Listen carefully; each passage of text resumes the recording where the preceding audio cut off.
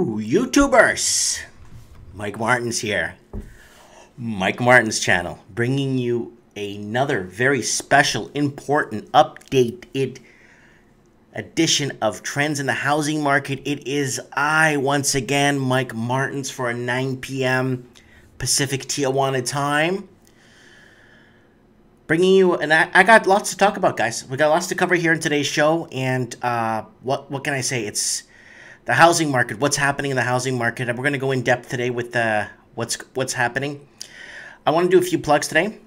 I got a lot of questions I want to answer today on today's shows. A lot of people sending me questions from all over the English-speaking world.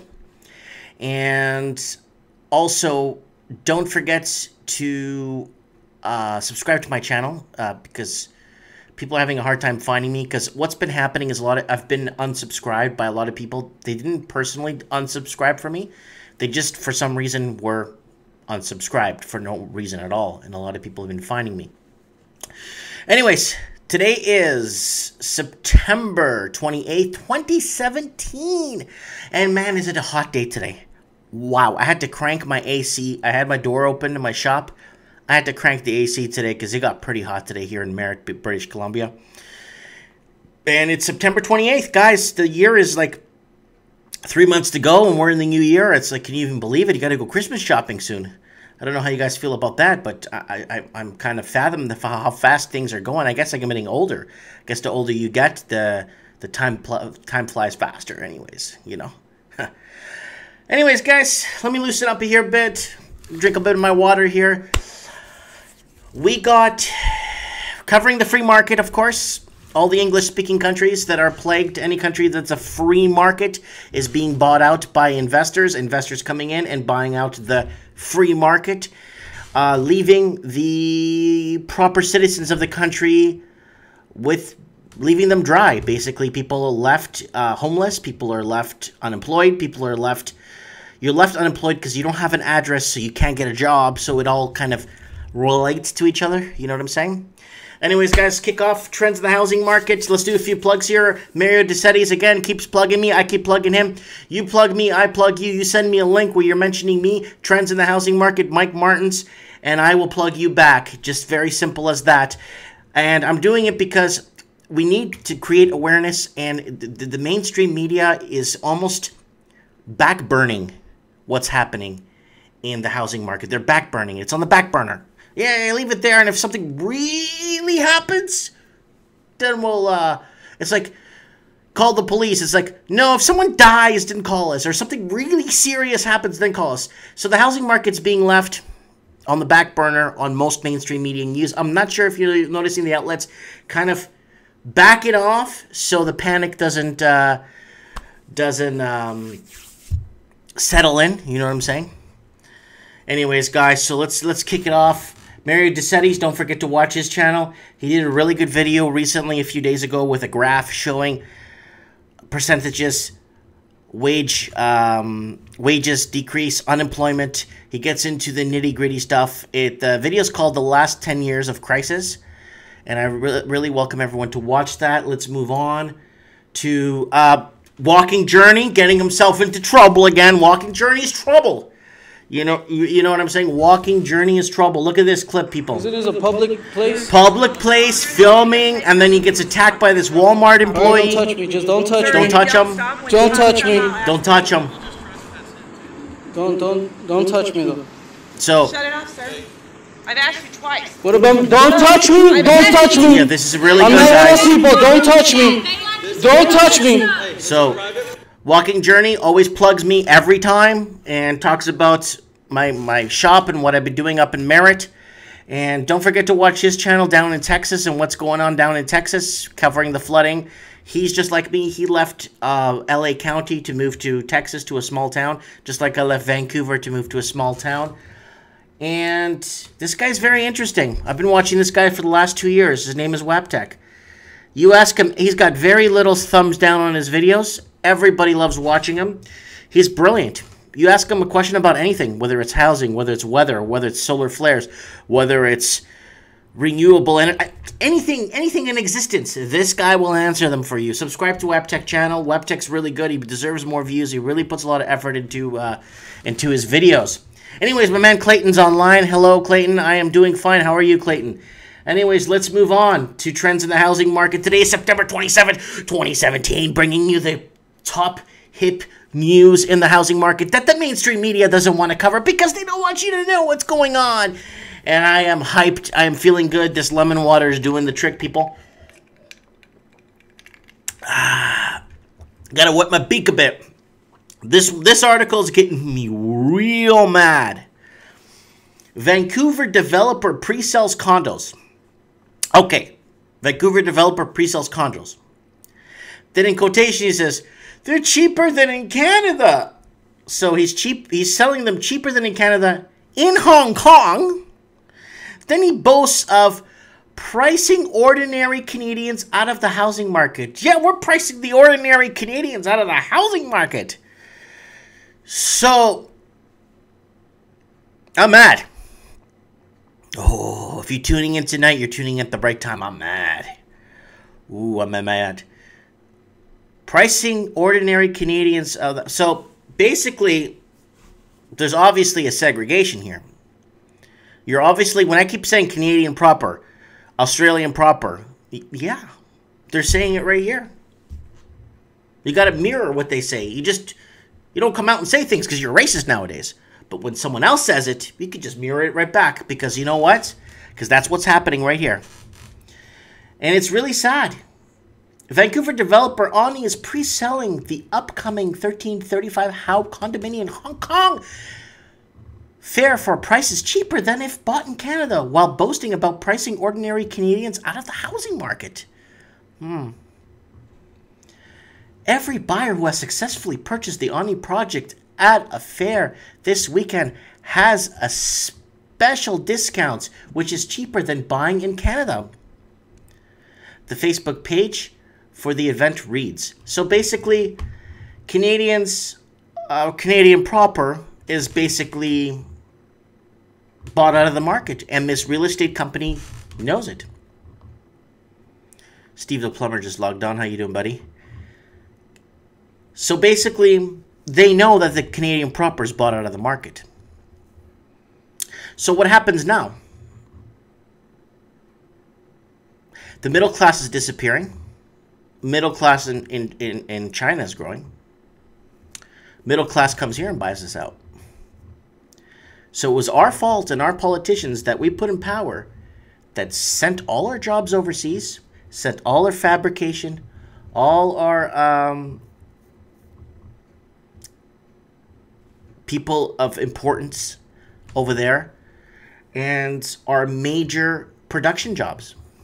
You know, we don't even make cars anymore. We don't even make cars. We invented the Americans or whoever, Henry Ford invented cars. We're not even making them.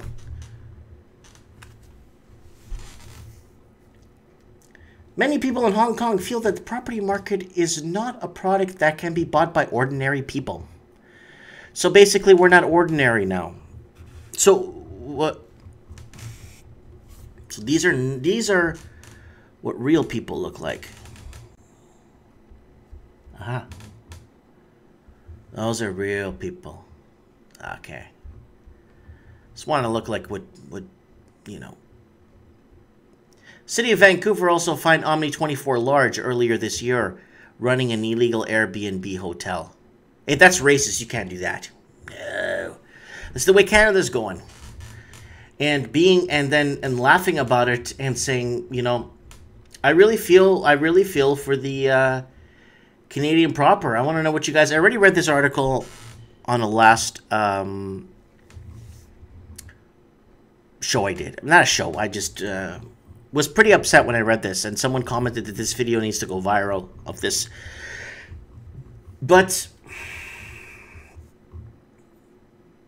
I'm speechless. I'm mad. And I'm Portuguese Canadian. I'm dual citizen. I'm Portuguese Canadian, right? But a lot of people don't have a resort, a place to go back or retreat to, or a country to go back to if the poop hits the fan here. A lot of people are stuck if things really get out of control here, because now they're boasting about it and basically saying that we're not ordinary ordinary people can't buy this kind of stuff. You know, and does it hurt? No. Does it make me mad? Oh yeah. Let me know what you guys think. Comment below on that one. I'm not gonna bother with that anymore. It's all garbage. Anyways, I'm gonna go to a question now. I got a question here. Steve commented here. He said, and yet the Liberals want to tax the small business owners and make it fair for the average middle-class Canadian. LOL. That means laugh out loud, people, okay, in case you don't know. But when the poop hits developers, it's totally fine.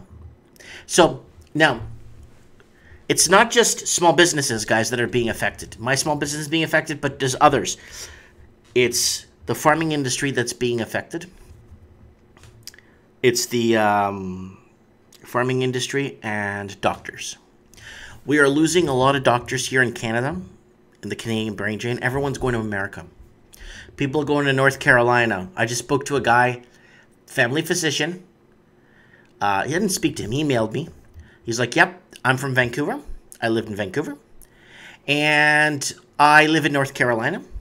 I watched your show way back years ago, how inexpensive some states are in the United States. And they basically moved to North Carolina, and he's enjoying his life there. He owns a boat now. He said he thought he never would ever own a boat. And he just lives a life of freedom. You know, so that's one case that I could vouch for. The guy's legit, and now he's a friend of mine on Facebook. But I want to tell you guys, like, for real, like, this is the real deal. It's like we lose our doctors. We have to bring in second, third-rate doctors who want to live in such expense. You know, when they realize that they're working to work and that's it. I don't know. I don't want to, you know, be negative, you know, on that. Anyways, let me go with a question here. It's from Tony Thornhill from Mississauga, Ontario. And okay, okay, Tony. Let me tell you about Tony. This is Tony, okay? This is Tony's a really good guy. He's up front and he's sent me an email too. Now Tony's really cool. He told me that he's in a pickle. He's got one of those variable rate mortgages. And then he messaged me and said, I watched your show like 3 weeks ago to get out of the variable rate mortgages and get something fixed. So he went to his bank. His bank told him basically they couldn't do nothing to him. And then he went to a subprime place, like making your home equity work for you. One of those places, right? You don't need, if you own a home, you're approved. If you own your house, we need you. Come here inside. Or you retired and you own your house, we'll give you $100 grand. Come on down. Well, look what's happened. So he went there and they declined him. He went to 2 subprime mortgage companies and they declined him. Willing to pay just a slightly higher rate, they declined him. So Tony was upfront and honest with me and told me he's in one of those sealed mortgages or whatever you want to call it. One of those, sorry, not the sealed mortgage. He wants to get into a fixed rate because he's on a variable rate. I asked him how his TDS is. He said his TDS is very gray and it's going to put him in a really bad situation if the rate goes up and his TDS won't fit anymore, and he's going to have to buy food on credit cards, which he has been. He was honest with me. But he asked me to share his story and what happened on my show so that other people don't fall into this trap or believe that housing is going to keep going up. And he's in Mississauga, Ontario, and there's problems there. So let's move on. And Steve is commenting here. If the Liberals tax small business owners, this will have a huge impact on the unemployment rate rising. Economists have said it will send Canada into an instant recession. Not only that, is that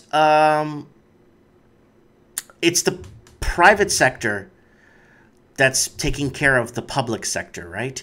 So it's the private sector jobs. Yes, it's harder to get into a private sector job because you're getting paid for what you really, the employer really needs to make sure you're on your feet when it comes to doing the job. But when you go into a public servant or a public sector job, a lot of people just get hired so they could have equal hiring opportunities. So they just fill seats. And a lot of times it doesn't work out, but they still keep them on. You know what I'm saying? But when it comes to the private sector, supporting the public sector, it's tough. And then there's a lot of good teachers out there. And a lot of good teachers, they want to keep, we need these teachers. There's a lot of good firefighters out there. There's a lot of good policemen out there. Okay? They need their jobs. People working at those places like the DMV, all places, attitude people and stuff. You just like, easy there, buddy. You work at the DMV. Relax. You know what I'm saying? But yes, it's filling those seats in those jobs so they can have this balance of employees. I think I think hiring the person that does the job right is the best thing. But yeah, the private sector jobs, man, it's going to be tough. It's going to be tough for the private sector. I think they're going to struggle huge because with this new tax coming in, I think it's going to bury a lot of people, a lot of companies, a lot of empty strip malls, a lot of places, a lot of small businesses in Vancouver not signing a lease anymore. Yes, they're not signing a lease. Let's move on. Canadian real estate buyers are about to lose 25% of their buying power. What did they think was going to happen? Did they think it was not going to change? Canadian real estate buyers goes up 25 points of their mortgage buying power in a few weeks. The Office of the Superintendent of Financial Institutions, holy, that's a title and a half, is currently holding public consultation on new guidelines designed to prevent people from taking on too much mortgage debt. People, it's not a lottery. I told you this. It's not a lottery. You didn't win the lottery. Whether you're for or against proposed rules, you're probably going to want to see how some of these change impact you. Here are some of the numbers of typical households in Canada's largest real estate markets. OSFI, new draft proposal. They're proposing a few new changes, but the biggest is stress testing uninsured mortgages. Uninsured mortgages are ones with less risk to the bank. Since the minimum down payment is 20 points, these are popular with overseas buyers and self-employed individuals due to low documentation required. Since there's relatively little risk to the bank, it's previously not been the thought of a huge area of concern. However, OSFI would like to ensure that uninsured borrowers can continue to pay these mortgages at higher interest rates. It's very similar to the process extended in insured borrowers last year. If they go through with the proposal, uninsured borrowers will have to be able to borrow 25.82% less by our calculations. That's going to dramatically change some real estate markets. And here's the median family in Canada would need a 44.29% down payment. So use your TDS, your total debt service ratio. Here's your stress tested. Okay. There's your benchmark home. And look at the mortgage. Look at Vancouver. Woo! Benchmark home in Vancouver, $1 million. And no, you're not buying Chuck Norris's house for $1 million, or Madonna's house, or Elton John's house for $1 million. You are buying a teardown for $1 million. And people borrowing against the stress tested. Oh God, look at this, people. Very good article. I really want you guys to two markets that will be impacted. Everyone knows. I don't have to read it. It's Toronto and Vancouver. That are and here's your uninsured to down payment graph you could take a look at. And two markets that won't be impacted, obviously it's going to be Montreal and I think it's Calgary. Yeah, Calgary. Just making sure. And yeah, those are the two ones that won't be impacted. So these guys are living normal right here. These guys here are pretty much at the proper level, not in some weird gray area. People living in Calgary and Montreal, hopefully, if they own their homes, they shouldn't be buying cards off credit cards. They shouldn't be buying food off credit cards, so they should be okay still. But in Vancouver, I could bet you up to 85% of the homeowners are buying food on credit. And let's go to a question here from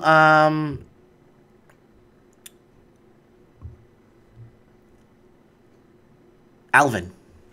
Alvin in Toronto writes to me and asks, Toronto developers selling at a loss and ending projects. So yes, that's happening a lot, where a lot of land assemblies where they buy a bunch of land to build low-rise condos so they could charge people strata fees for 1,000,000 years and probably never really ever own the place and have these fuzzy fine prints that you don't know what you're signing into, but you got to jump in because you're going to miss the boat. No. Anyways, yeah, they're abandoning these land assembly units that they're building, these low-rise condos. They're walking away, and they're giving people back their down payments. Most people are getting their down payments as they promised. A lot of places haven't broken ground. So a lot of people are losing on, what if I owned it a year ago? I would be up 10 large. I'd be up 20 large today in equity that I could have built. But now I get nothing but my down payment back, and I lost it to inflation. And that is a big problem, people. That is a huge problem. And that's going to be coming more and more. That's going to be happening more and more often. It's just, you got to call a spade, and that's what's happening. Let's move on. Canadian real estate prices fall for a third month in a row. What did you think was going to happen? You think it was going to keep going up? Let me take a little bit of sip of water here. Canadian real estate markers are taking a... Oh, they're calling it taking a breather.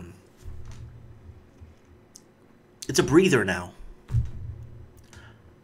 That's a nice way to say it. It's sweet. Yeah, it's not exactly what's happening, but it's taking a breather. No one panic.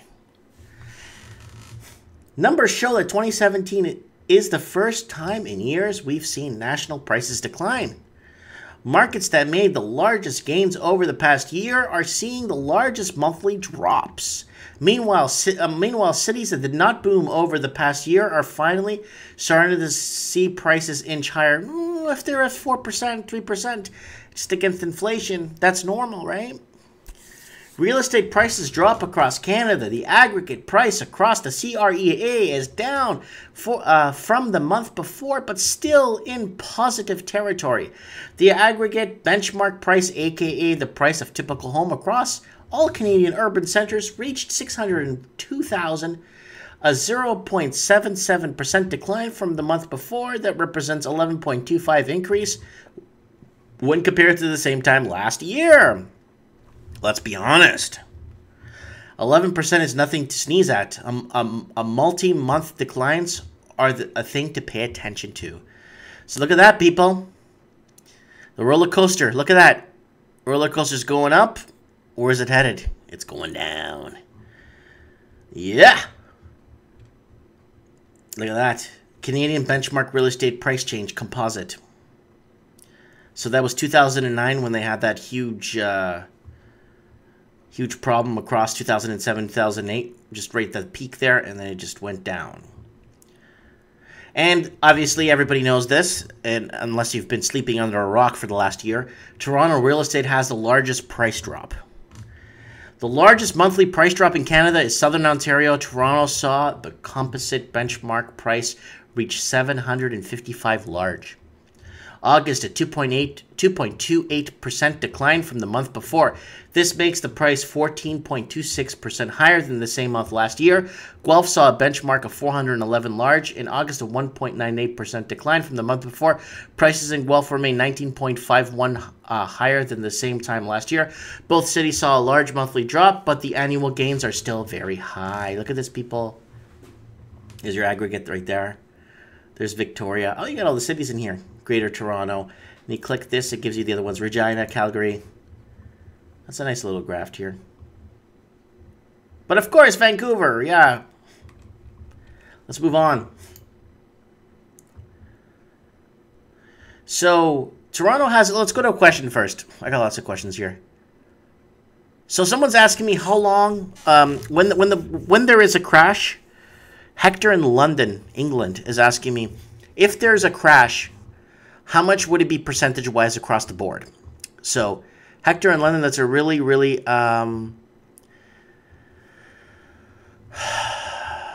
it's a really good one here. And percentage-wise, there's a lot of people waiting on the sidelines, hoping that the prices go down so they could eventually buy in. I waited for the prices to go down about 5 years, and I just moved to a city or town or village or county, whatever you want to call it, that I didn't buy into a bubble. So even if my house goes down to $1, it doesn't matter. It's bang for the dollar, and I got it here. Watch my Living the Dream series, by the way. Living the Dream series, where I talk about leaving the city of Vancouver. It's on my channel. And then I move out and then move into where I am now in a small town, and I buy a house. It's outrageously big, and I'm still trying to figure out what I'm going to do with all the rooms. Watch that, because I have this notion or this feeling that living in a city is a huge conspiracy. Being part of a bigger picture is not necessary to achieve something in life. I don't believe it anymore. I thought I was lied to, you know what I'm saying? Anyways, let's keep going here. So Hector wants to know percentage-wise. I did a bit of math, and I was watching Mario Desetti's video, Mario Desetti's from his channel, The Lost Canuck, on percentages and changes in the last 10 years and increases in inflation. I did a little bit of basic mathematics on a napkin. And for the Canadian proper, in the city of Vancouver, they need to see a decline of 77% in housing prices for the Canadian proper. Because, and you're probably wondering, what the hell are you talking about, 77% drop? Yes, for a Canadian proper that works 2 jobs and does his thing just to pay rent, for him to own a property, properties need to go down about 77%.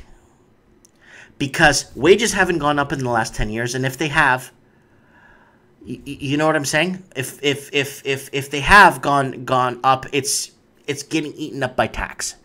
So what I'm saying here is that because of the stagnant wage increase in the last decade, in response to the housing increase that's beyond what my camera could film up here, it's basically 77% drop. Toronto, you need a 61% drop in housing there. Wages are smidget higher in the construction sector, and different sectors are paying a lot more than BC is. So a 61% drop in Toronto is roughly what I figured in housing prices and condo and whatever, real estate prices for the Ontario proper to be able to afford a property. And in Australia... Woo! Australia! It's like an 84% drop to match wages so people could live a normal life and pay a mortgage within their means. Yeah, Australia is nuts. I mean, Melbourne and Sydney. Perth, everything's dropping in Perth. We'll get to that later. So people are having problems getting... So Alvin from... Hector from London, that's your... from London... I think London's going to need at least a 58% crash. That's what I'm estimating in London. A 58% decline in prices, then the London or UK proper could buy back into the market. It would be safe to buy back in. Because like I said, and I think in London too, I think wages have been stagnant. I think teachers' wages haven't gone up. Policemen's wages haven't gone up. I don't think a lot of the private sector workers have been struggling to keep their business in business. They're struggling. So, anyways, let's keep going. This week's top stories: Toronto real estate has flipping problem, and Canadians' debt problems are getting worse. Again, Canadians are borrowing against their mortgages. They're thinking it's a lottery, and but it's tied to your house. You have to pay it, and it's yeah. And if you sell your house, you got to pay it off. And if you think you could go bankrupt on your unsecured, good luck with that, because they could sue you because you own a house. So be careful with that too. Canadian real estate. Toronto area markets are seeing the largest growth in new listings across Canada. Hamilton, a quick train ride from Toronto, is seeing new listings to date by 15.6% compared to last year. This puts Hamilton in first of the largest growth in new listings in the country. In second is Toronto itself, with a year-to-date of new listings 13.7% higher than the same period last year. On the flip side, Greater Vancouver area saw a decrease in new listings. Fraser Valley saw new listings to date dropped 13.2%, the highest decline in the country. Vancouver saw 12.9% decline in new listings and the second largest in the country. But Vancouver's been plateau with pricer. So pricing's plateauing, plateau, dip. So it's been plateauing. How long would it plateau? That's a question that I've been asked many times. When people stop investing. When speculators, investors stop, I think that you'll start seeing the plateau start to dip. And I think when obviously the very common one is when interest rates go up. So when interest rates go up, you start to see who would falter the first would be the Canadian proper. The Canadian proper that works 2 jobs, 3 jobs, barely sees his family, barely sees her husband, hardworking people that are just trying to put food on the table and live a decent life. The Canadian proper is holding back on having kids because they can't afford it. They're holding back on purchasing property because they can't afford it. They're holding back on getting married because they can't afford it. And my man, Mr. Robot, just logged in. Good evening. And Canadian proper, everyone's holding back on living their lives, laying roots, buying homes, having kids, getting married because they can't afford it. And it's the almighty dollar that's holding people's lives back. And when people tell you, oh, I want to stay single till I'm 40 and then settle down, no, that's a lie. They just can't afford it. Vancouver condos are making huge gains. So the condo market, remember what I told you, once the housing market starts to crumble in any city, the lower or the cheaper units start to sell immediately. Townhomes and condos. The condo benchmark rose 628,000, 19.4% from the same time last year. 19.44% is a huge growth, but 29% lower than the same period last year. However, every month 2017 printed lower growth at the same time last year. So lower growth, but increase. Okay, so don't think of it like it's going down, down, down. But it's lower growth from the time last year. So this time last year, condos were still going up high. But they're still going up, but not as high as last year. This likely indicates price maturity. That's exactly what I said. Price maturity isn't a crash, but would be a sign of slow growth.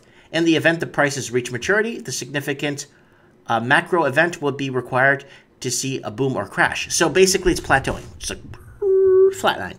But what's going to happen is once they raise rates, they have to raise rates. They have to raise rates. And someone emailed me and asked, why do they have to raise rates? They have to, because there's no other way to stimulate the Canadian economy. The Canadian economy is built off credit cards, lines of credit, unsecured debt, mortgages, student loans, ripping people off. That's what our economy is built off. We're not fabricating cars and building cars and exporting. We're not making tires. We're not making rims and exporting. We're not making car parts. There's so many things we could be making, but we sold it off. Now that we sold our jobs overseas, they're coming back to buy us out in vengeance. They're kicking us over. And that's what's going to happen. Somebody says, Mr. Robot's commenting saying, Mike, I agree with you. Here is the thing. I think it literally is a conspiracy to reduce the population. Don't have kids because you can't afford it. Yeah, I think it is definitely something, an agenda that's been something that they've been working on, right? I think Ronald Reagan, back Reagan times, they've been working on some sort of agenda where they could depopulate, right? And Montreal real estate, like I said, very plateau, hasn't gone up, hasn't gone down. They're talking about Montreal real estate going up. It's like, yeah, okay, it's going up, but it's against inflation. It's going up normally. You know what I'm saying? So, yep. Divide and conquer. Smaller population, easy to control. Oh, mansion tax. They want to propose a mansion tax. I'm not going to read this. It's garbage. Let me know what you guys think if you own a mansion, if this is going to affect you. But I don't know. They're finding out ways to squeeze every dime they can. They're finding out ways they could squeeze every way possible to make ends meet. So they're going to put a mansion tax. They're going to come after the rich. Oh, don't be fooled if they don't. They're going to come after the rich. They're going to have breathing tax. They're going to have, you want to park your car on the left side of the road, you got to pay a permit. They're going to find every way possible. And they're going to come up, they got to come after the rich because, like I said, we're not making cars anymore. We're not making spaceships. We're not making anything. We're not fabricating anything anymore. Oh, well, we make this, Gucci wallets and stuff. Who cares? I'm talking about real fabrication, real production, real exports. That's what drives the GDP of a country. But people keep thinking, oh, you know, we got oil. Oil's in the pits. Look what happened to Venezuela. Let's move on. Vacancy tax. So Toronto wants to do what Vancouver did. I told you, it's going to be in line. The same taxes in line that Vancouver did. Toronto could have implemented these taxes before before this poop hit the fan. No. What did they do? They sit back, a lot of politician lines in their pocket, got some money out of it. But what about every other family that works to pay these politicians? The middle class ceases to exist. How is it going to function? You can't function in a society without a middle class. Middle class is gone. We're working poor now. We're poor. We're working poor. Middle class was when you had 2 cars, you had a vacation, 2 vacations, or 1 vacation a year. That's middle class. You owned your house free and clear. That's middle class. You had disposable income. Now, middle class is working poor, and the rich are the ones that have the 3 vacations a year. Because back in 20 years ago, 15 years ago, everyone took 2 weeks vacation, or 3 weeks to Europe, or 2 weeks here, or 2 weeks there. Had 2 cars paid off. Had a collection of baseball cards. Had a bunch of comic books. Had a collection of stamps. Worked their butts off, but maintained a good lifestyle. Now it's working poor, and you know what I'm saying. So let me know what you guys think about this Toronto Real Estate Board possible vacancy tax.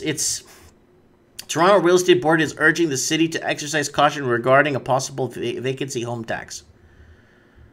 Well, they got to figure something out, because let me tell you about these 98,000 vacant homes. Water company's not getting his money. Electricity company's not getting their money. All the gas companies not getting their money. All these companies aren't getting their money. They paid for hookups to put in these units, and they're all empty. Do you know how much the water company, the electric company, the gas company, the cable company, the internet companies, how much money they're losing because no one's living in these homes? You have no idea. You can't even fathom how much they're losing. They're losing so much money that it's I don't know. I don't know. I don't know what they're gonna do. The more vacant homes happen, the less hookups in the homes, the less those companies make money, and then they're gonna start putting pressure on the governments to start putting these taxes on. That's what I think. That's what I think. But what do I know? Nothing, right? Let's move on. We got to go down to Seattle. We gotta go to Seattle. Seattle's a big deal. This article was sent to me from Juliana. She sent me this. She sends me articles. She lives in Seattle, and she keeps sending me these articles from Seattle, and it's out of control there. Seattle's is like the new playground for the Chinese investors, the rich Chinese investors to come in. Seattle's the new one. Seattle's putting in 0 measures, just like Melbourne and Sydney and Auckland. They're putting in absolutely 0 measures to protect what they say to protect. Nothing's happening. They're not putting anything to protect the common American or the American proper. So send the jobs overseas, then they buy us back in a vengeance. Yeah. Walking Journey just logged in, people. And yes, I showed you your Walmart video at the beginning of my show. So Walking Journey, if you go back, you'll see your Walmart video. I'm telling people to tune in and watch. And Mr. Robot said, it is out of control in any major major city. This is the outcome from globalized economy where money moves freely across country boundaries. Why do they move across? Free market. English-speaking countries are free markets. No wonder a lot of countries don't want to adapt to the Western way of doing things. Of course they don't want to. They get bought out. They lose everything. Why do you think it's so tough to buy land in Mexico? I tried to buy a cottage there, a house. I tried to buy a condo there. I couldn't buy nothing because I'm not Mexican. They want to protect their sovereignty. They want to protect their people. You know, from people like me in a middle-class society to go down and buy a few beaches and start renting out, not beaches, like beach homes, and then renting them out to tourists and start building off that. They don't want that to happen. You know what I'm saying? That's a free market. Mexico, it's tough. You know, countries like China, you can't go there and build a hotel and start. It's tough. Tough regulations, you know. And they protect their country, their sovereignty, their people. And the English-speaking countries, if you look at it, they're selling it left and right to the highest bidder.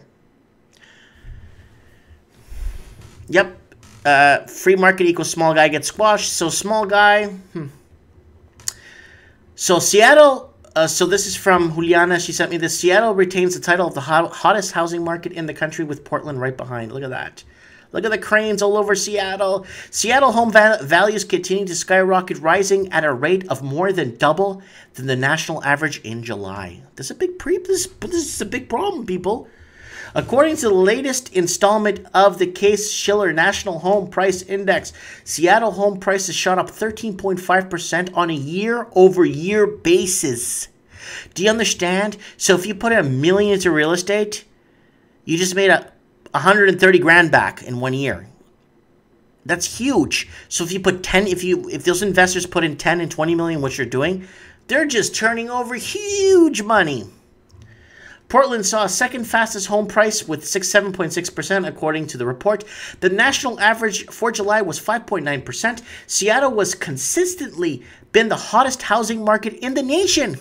The nation! Right across from Vancouver. Hey, look, 2-hour drive. What's happening 2 hours away? Drive. 20-minute flight. And Seattle has consistently been the hottest housing market in the nation over the last few years, buoyed by the city's thriving technology industry. This summer, Zillow found that Seattle is among the cities with the highest number of $1 million neighborhoods. Seattle has 38 $1 million neighborhoods, putting it 7th among the top 10 cities. So Vancouver, every neighborhood is $1 million neighborhood. Every single neighborhood. And Burnaby, West Van. Neighborhoods putting it in 7th among the top 10 cities. And while Seattle's gaining $1 million neighborhoods rapidly, it is also grappling with homeless crisis. Oh my God! Why is this happening? Everyone should be getting rich. No, but that's not the case. It's because it's not the American proper making these millions. A separate Zillow report found that Seattle has the 3rd highest homeless population in the nation. What do you think is going to happen? Behind only New York and Los Angeles, Seattle is one of the several cities where Zillow ties rent increases to rising homeless population. Of course. You know, it's you take a little, you give a little. And then if you keep taking, you're not giving back, what's going to happen? You know what I'm saying? Developers are building at record numbers. You come on in, build of apartments. And see, of course, apartments. You don't want to build houses, build apartments. Charge the strata. Stratas to me is organized crime. You get one guy in there to clean once a day, pay him a full-time wage, and collect $400 per person, 100 units, collecting 40 large a month, pay the guy $400 a week. Man, you're set. Man, you're straight. Wait 10, 15 years, sell the building, and then there's leaks and this and that, and then charge people more strata. Woo! Anyways, let's keep moving here. Developers are building record numbers. Microsoft to get into the market. So buyers, even with techies working at Amazon and Microsoft to get into the market. So younger buyers right here. Make it tough for younger buyers. So if you want to open a tech company, come to Merritt. It's a crossroads. Come here where I'm at. It's perfect. It leads to every major city where I'm at, and it's all within driving distance. But yeah, these big cities are seeing these booms. They're kind of blanketing it over with tech companies and blaming them when that's not the case. Let's move on. So this was sent to me from Oregon. A lot of people watching my show down there. And let's do quick plugs here, a couple of quick plugs. I want to thank everyone. I don't know who was doing it, so if you want to comment and let me know who's actually been taking my show, removing the audio and making it into a podcast, that's fantastic. I want to thank all the people that are working in the mills here, all the people working in companies and stuff that are listening to this show. They're listening to it on the audio version. It really means a lot to me. I want to thank everyone for sharing this program, creating the awareness for people so they know what's going on. Yeah, I'm getting huge. I'm almost at 1 million views on my channel, which is enormous. For my English channel, is phenomenal. My Portuguese channel has been taken down a few times, but I'm just over, I think it's 22 million views. But anyways, with this, I want to thank everyone, because we need to work together and band together so that we could create some sort of underground discussion on what's happening, because I think the mainstream media is kind of backburning it, right? Like I said at the beginning of the show, if you caught me from the beginning. And let's go to a question here. So Gina from New York is asking, when will it be safe to buy back in? The thing is, if investors keep coming in, you might have to wait 5 to 10 years. If investors keep coming in and they're finding a way to get in and buying up the market, and the ones that are in the market already flip and rebuy and flip and rebuy, and houses start exchanging, like houses just exchange each other. So there's no upgrades, no downgrades. People just have to exchange for what they have because there's no other way of making it work. Yeah, you got to wait. It's once people stop investing and speculators stop speculating and investors stop investing, then you'll start seeing a plateau, and then you start seeing a huge declines, and then you start seeing interest rates go up. Once interest rates go up, because they have to stimulate the economy somehow, so they got to raise interest rates. And like I said in my last show, a normal market is 4.5%. 4.5% is a normal market. When you're paying 4.5% on your mortgage, that's normal. You know what I'm saying? When you have a $100,000 mortgage and you're paying $4,500 or $5,000 a year in finance costs, that's okay. When your mortgage is $200,000 and you're paying 4.5% and you're about $13,000 a year in finance costs, that's not too bad for 200 large. 300 large, you're paying about $17,000 a year in finance charges, which is still okay.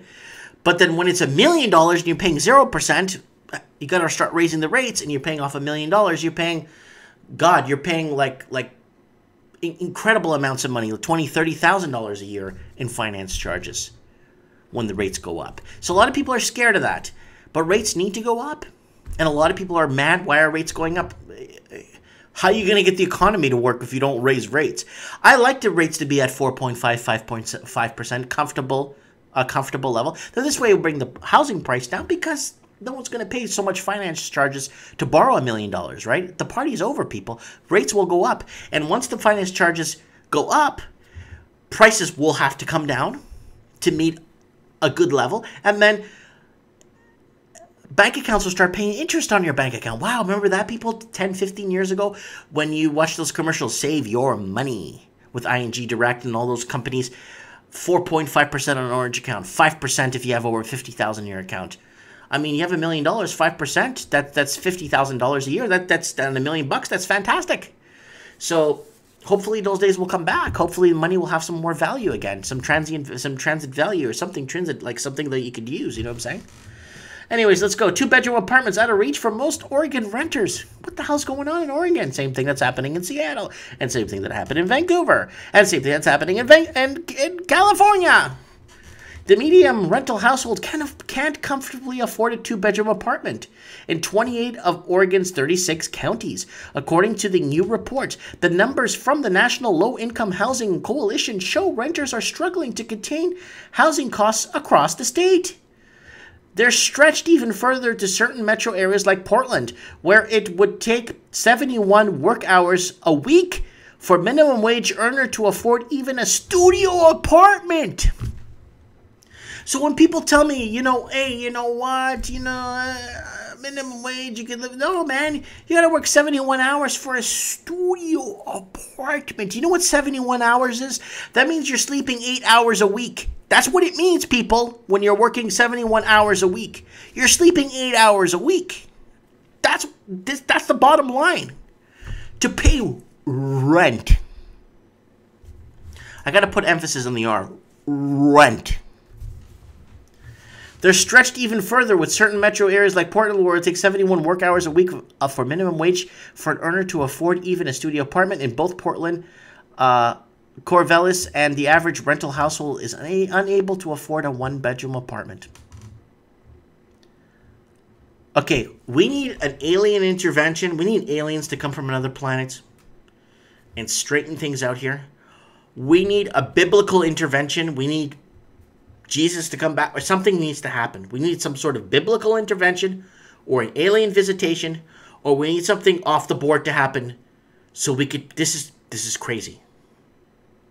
Working is doing what you like and having a leisure life and enjoying vacations and having your car to drive around on the weekends. This is not it, people. This is not what people are working for, but people are working for it to pay rent. And what do you want me to say?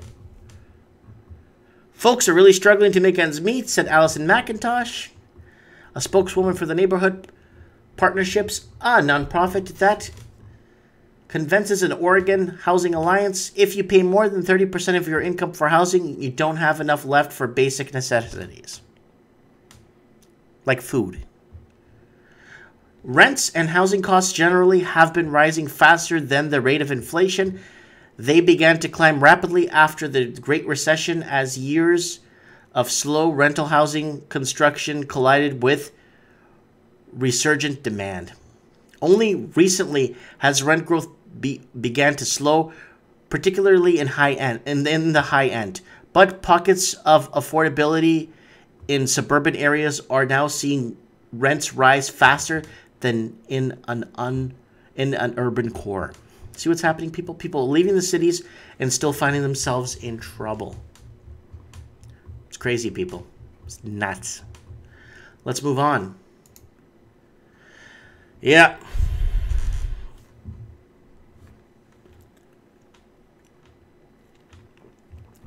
Okay, we got a problem here. London.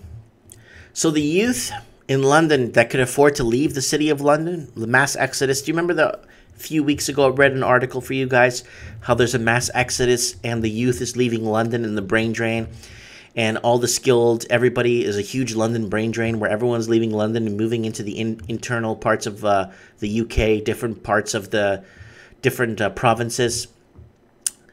Well, there's quite a few of them being left behind, and it's the homeless youth. The ones that can't afford. The ones that can't afford. A fifth of young people are homeless. You just can't see them. People are sleeping rough, are vastly outnumbered by those whose homelessness we don't see. More needs to be done to reach the most vulnerable. Young girl like that easily could find a job doing pretty much anything, but there isn't. 250,000 under 25s in London have stayed in an unsafe place because they have nowhere to call home. What's happening, people? Is the almighty dollar destroying us? Yes. You can't buy happiness. Believe me, you can't. 1 in 5 young people in the UK have sofa surfed in the past year, and almost half of them have done so for more than a month. In a city and a country that is among the wealthiest in the world, how can this be possible? Well, it's wealthy, but it's heavily in debt. But just sit tight. I'll do another show about the UK's debt. Debt's out of control. The country's debt, their families in debt, everyone, like, just the consumers in debt, everybody's in debt, and they're living off debt. And it's not good. A new report by the London Assembly Housing Committee on hidden homelessness is a timely reminder of an issue that goes unseen by most of the public and many local and national politicians. The report estimates that there are 13 times more hidden homeless people in London than those who are sleeping rough. Our own figures, based on surveys by the YouGov and ComRes, suggest that almost 250,000 under 25s in London have stayed in an unsafe place because they have nowhere to call home. Someone just commented and said BC is next. The first problem is that this country is not very good at counting all the people who need support with housing. Of course. They don't want to count. They don't want people to know. Something that has been a concern for both UK Statistics Authority and the Communities of Local Government Select Committee in recent years. Until we have an honest debate about who should be counted as homeless, no government will be able to ensure that sufficient resources are allocated to tackling the problem. So I really feel for the youth that's sleeping in rough in London. Man, 1 in 5 people. It's phenomenal. Metro PCS, hello. Thanks for joining us. And I'm back to the article. I don't know how and why this is happening. And they want to blame it on overpopulation, which is definitely, you just create more jobs, create vaster economies, create more, you know what I'm saying? We have so much land. Take a flight, take a 3-hour flight and see how much land you fly over. You're flying over land 97% of the time. You barely see anything when you look out the window. 1 or 2 roads. Lots of land. So when they say there's no room to build homes, yeah, there is. And when they say there's no rooms to build factories or expand, farming, that's a lie. But that's pretty sad that we've gotten to this position, where the richest countries in the world are being sold out to the highest bidders, and the youth has no way of finding the support they need. It's rough.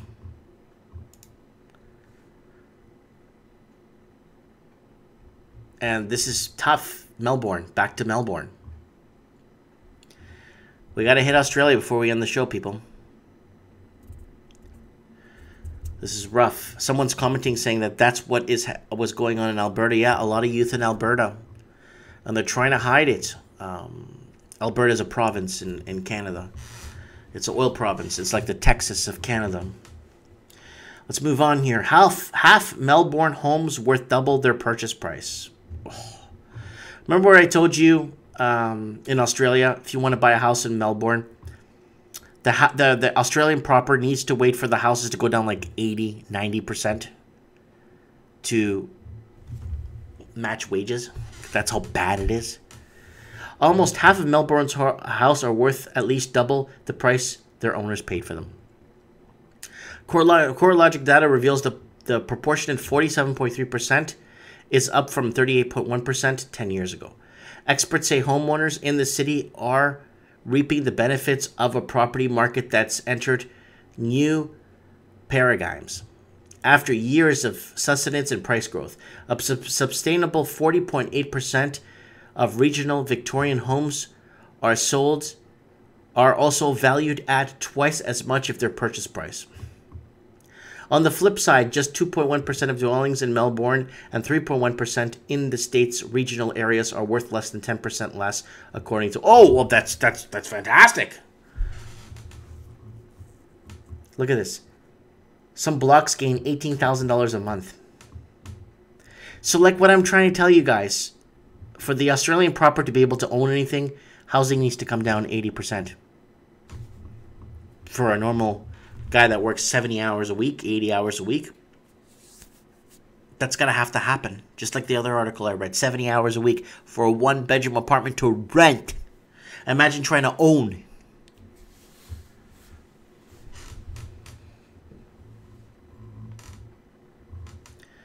Homeowners are also in strong equity positions in Sydney, where 48.1% of the homes have doubled in value and just 0.7% have declined by at least 10%. Okay, if you're Australian proper and you're working, you're paying your mortgage, and your house doubled in price, can I give you guys some advice? Sell. Buy a nice secluded mansion in Costa Rica. About 230 grand. That's it. Mingle with the locals, drink coffee in the morning, play some guitar, hang out with the people. Buy a nice secluded home with a pool, like a mansion for about 200 grand in Costa Rica with a private drive, gates around your walls around your home. Do that. You're better off. Because when the poop hits the fan there, you don't want to be there. Believe me, you don't want to be in that mess. So go to Costa Rica. That's what I'm saying. Or go to the Azores. Those islands off the coast of Africa, they're part of Portugal. The Azores are really good right now. I just had family come back from there. They're saying it's booming there. Go to the Azores. Buy a nice little house on an island, just secluded, relax, being part of this chain game. You die, you don't take it with you. You know what I'm saying? I'm coming to grips. I'm turning 40.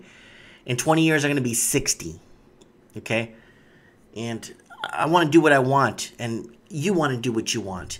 But don't focus on life and making money, and that's all that there is, because there's a lot more to life than that, you know what I'm saying?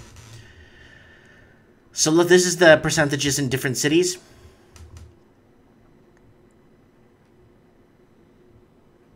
Wow, look at this house. This house, 1.8 million bucks. Look at that thing. Wow. Look at the street number. It's written in chalk here on the bottom left. If you look here, it's written in chalk. And it's by an alleyway. And if I'm not mistaken, I don't want to go out there and lie, but I think it's got indoor plumbing. I'm not sure. And I don't want to get people's hopes up. But I think that thing has indoor plumbing, and it's $1.8 million. Not pesos.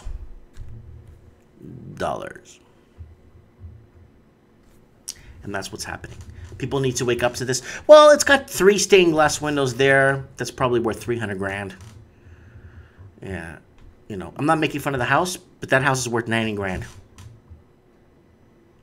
But it sold for 1.8 million. I'm telling you, people, go to the Azores. Go to Costa Rica. The Azores are nice. Go to San Miguel. Go to Madeira Island. Go Google Madeira Island. Madeira Island, Azores. What it looks like. Buy yourself a nice... If you have this, and you have this thing free and clear, and you can sell that for 1.8 million, sell it. Move to Costa Rica. Secluded mansion for 200 grand. Let's move on. So, Perth, I don't know if you guys know what's following with the Australian market, but Perth has been in a huge decline. Okay, low-income earners still priced out of Perth's cheaper property market. Cheaper. Let's see what cheaper is. A couple of million bucks. So, let me zoom that in here. Housing Minister Peter Tinley will today outline how lower-income earners are continuing to be priced out of the Perth property market. Okay, prices need to go down 80 points. People don't get this. 80 points for people to be able to afford. But let's continue. Are counting to be priced out of the Perth property market despite softening in values. Mr. Tinley will give the Kenta address a launch for Committee for Economic Development, Australia's latest Housing Australia report. He will use speech to highlight how, despite the cynical nature of the housing market, there remains a shortage of affordable housing in Perth. Of course!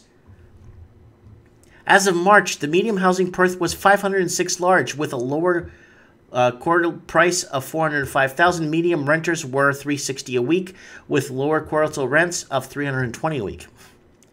So, I mean, unless people are making 20, 25 bucks an hour, minimum wage, 30 bucks, then I think I could see them, a family, like a husband and wife, both working, could afford a $506,000 mortgage. It's got to go down to 3.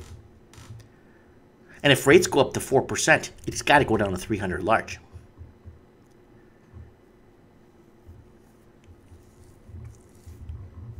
So it says here, Perth has issues with water.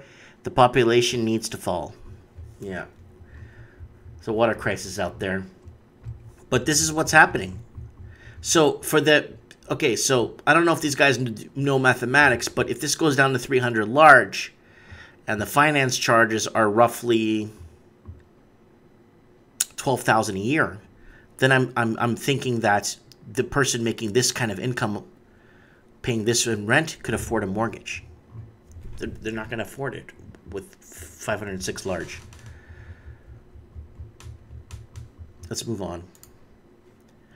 Markets are betting on a rate rise by mid-2018. I'm not so sure.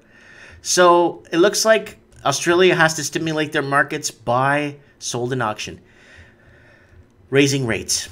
An unprecedented run without interest rates has fueled the housing market prices and record levels of debt. Of course it is. It's a free party, free money. But the working poor has to pay for it once the debt collectors come. Who's going to pay? The working poor, the middle class has to take care of this bill. But while the Reserve Bank is signaling the end of rates cuts, that level of debt and ongoing low wages growth means that the rise might still be some months away. They have to raise. You see, Australia has no choice. Australia is in a position right now where their mining is basically obsolete now. I don't know what happened with their mining. And they need to stimulate the economy. Unless Australia is mass producing cars, and I'm talking about making the windshield wipers, from making the tires to the rims to the brake lines. I mean, they're producing all this stuff in Australia. Unless Australia is making cars and producing them and shipping them all over the world, then I haven't heard of it. But unless they're not fabricating anything or making anything or producing anything or growing their GDP by exports, they have to raise interest rates to stimulate the economy. I'm not saying it's a good thing, but it has to happen. It's been 82 months since the Reserve Bank last increased rate. It is fair to say they have changed nearly 7 years now. November 2010, the RBC was a rising crash rate to 4.7%. That's a normal market, people. 4.7% is a normal, healthy market. And now it's just a mere 1.5%. It was at a time when the average discount mortgage was 7.1%. Now it's 4.45%. The difference what difference does that make? If you have a $400,000 mortgage, that is a difference between paying $2,700 a month in a mortgage payments and paying $2,000 to over $8,000 less in mortgage payments over the course of a year. That's what I'm trying to say to you guys from the beginning of this show. You pay $8,000 less a year in finance costs. But the pricing has to go down, rates could go up. But unless that happens, or unless they just pass a law, everyone's making 40 bucks an hour, 50 bucks an hour, then we could keep the rates low. But that's not going to happen. But extra money is unlikely to increase. In a speech this week in Perth, the governor of the Reserve Bank, Philip Lowe, let everybody know that the days of interest rate cuts are at an end.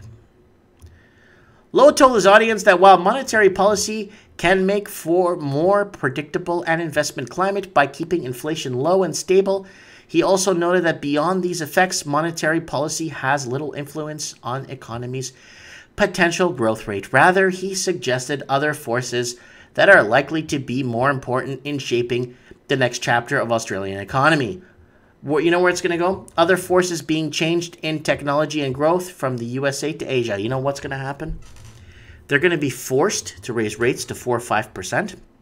The Australian proper that bought in when they couldn't buy in and jumped on the boat and told themselves, I got to get in, basically are the ones that are going to pay for this mess. Lots of graphs here. You could read the article yourselves, guys. and they're flagging comments now.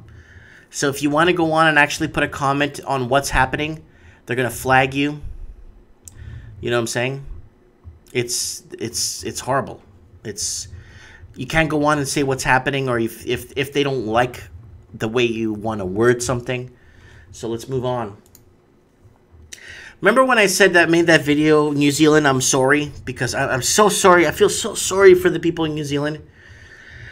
Housing in New Zealand, 5.5 million bill for meth testing and decontamination in Auckland. New Zealand is seeing a rapid growth in meth use. It's sad. It's in the youth, homeless. It's hitting almost every community. Taxpayers have footed 5.5 million billed to test and decontaminate or demolish hundreds of Auckland state houses contaminated with methamphetamine over the past year. I don't know how to pronounce that. I haven't really watched Breaking Bad in a while. So data shows that half the housing New Zealand's Auckland homes tested for drug in the 12 months of June were found to be contaminated. Half of the housing. Out of 640 houses in New Zealand tested period for the combination of 2.4 million, 323 homes have tested positive. Over the same period of 278 Auckland properties were decontaminated at a cost of 2.7 million. So this is what's happening. I really feel for the people in New Zealand.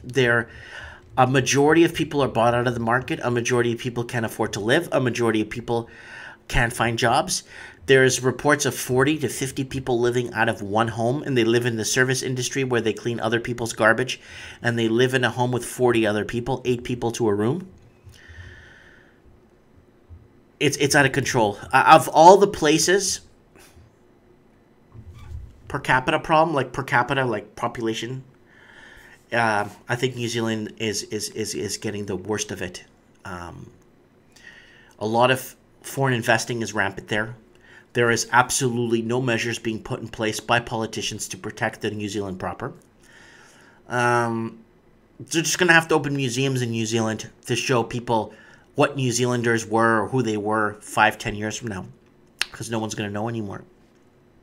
You know what I'm saying? So yeah, so Walking Journey saying he's having the same problem in Texas. So yeah, and BC, yeah, someone's commenting also.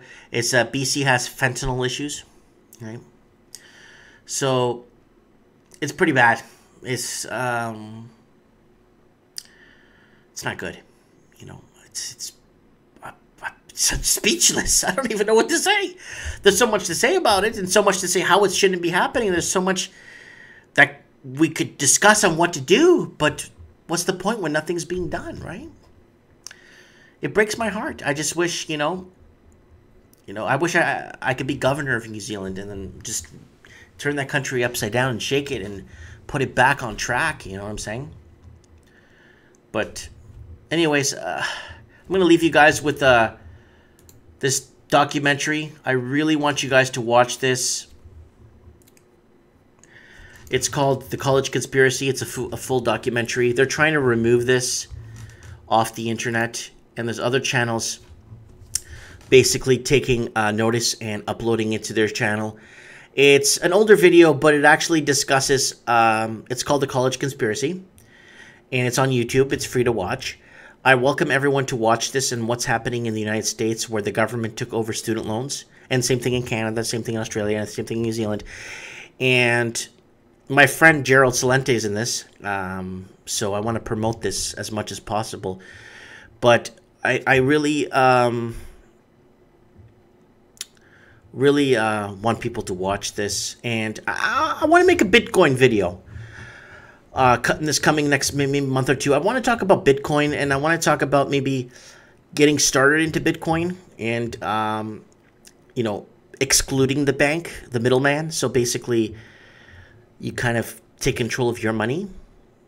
And yeah, guys, thanks for watching, man. I really appreciate it. Share this, get this out there. I like getting all hyper and worked up because a lot of this stuff is very important. But I really want you guys to watch this. It's a really in-depth, good documentary, and the college blowback is happening. I coined that term, by the way, the college blowback. A lot of college students now working at Starbucks to have to make ends meet, and they're pissed. They're upset. Let me know what you guys think. Comment below. Big hug to everyone. Thanks for watching, and don't forget to maybe pull this back and watch it from the beginning. And people listening to audio, thanks for watching, and I'll be more descriptive with images, and have a good night.